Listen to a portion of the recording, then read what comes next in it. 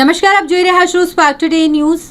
વડોદરાના યુવા સાંસદ ડોક્ટર હેમાંગ જોશી જે જર્મની દેશની ઔપચારિક મુલાકાત દરમિયાન ઘણા બધા મહત્વના સ્થળોની મુલાકાત લીધી છે।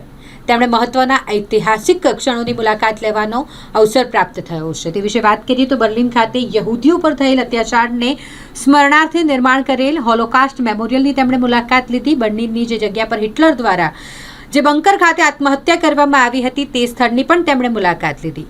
જર્મનીના રાજ્ય થુરિંગિયાની રાજધાની ઇરફટ ખાતે આવેલ થુરિંગિયાની વિધાનસભામાં સંરક્ષિત નાઝીના સમયના કોન્સન્ટ્રેશન કેમ્પની પણ મુલાકાત લીધી। જે પ્રકારે એક સાથે 25 થી 30 લોકોને આ સેલમાં મહિનાઓ સુધી રાખવામાં આવતા હતા એ સમય વિશે જાણી હૃદયદ્રાવક અનુભવ થયો।